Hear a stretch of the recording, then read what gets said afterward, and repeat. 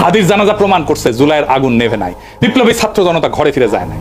জুলাই বিপ্লবকে এই জন্য হয়েছিল যে এক ফ্যাসিস্ট শাসকের জায়গায় আর একটা ভারপ্রাপ্ত ফ্যাসিজম বসবে, আওয়ামী লীগের জায়গায় ভারপ্রাপ্ত আওয়ামী লীগ হয়ে বসবে বিএনপি, যার গ্যারান্টার হবে নয়াদিল্লি। সেই জন্য তো হয় নাই। কিন্তু বিএনপি কি করলো? তারা বিপ্লবের আগুনকে নেগোসিয়েশনের কয়লায় ফেলে দিল, ক্ষমতার কয়লায় ফেলে দিল। তারা ছাত্র জনতার রক্তকে জিও পলিটিক্যাল কারেন্সি বানালো। এইটাতে বিএনপি শেষ হয়ে গেল।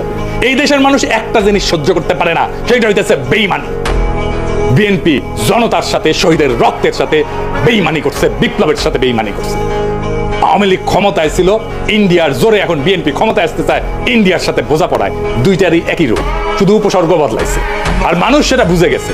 হাদির জানাজায় প্রমাণ করছে জুলাইয়ের আগুন নেবে নাই, ছাত্র জনতা ঘরে ফিরে যায় নাই। ওরা কাউকে ম্যান্ডেট দেয় নাই, না ভারতকে, না বিএনপিকে, না মিডিয়ার সত্য বানানোর মেশিনকে। এই কারণেই কইতেছি বিএনপির পরাজয় আসবে ভোটের দিন না, পরাজয় শুরু হয়ে গেছে নৈতিক জায়গা থেকে। যেই দল বিপ্লবের সঙ্গে বিশ্বাসঘাতকতা করে সেই দল ক্ষমতায় যাবে না, গেলেও টিকে থাকতে পারবে না।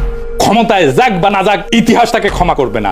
জুলাই কোনো ইন্টারভেল না, জুলাই কোনো সিনেমা না, জুলাই কোনো পিকনিক না, জুলাই কোনো দর কষাকষির বিরতি না। জুলাই ছিল এবং থাকবে ভারতের সাথে বোঝাপড়া আর দেশি ফ্যাসিজম, দুইটার বিরুদ্ধে জুলাই জিন্দা থাকবে।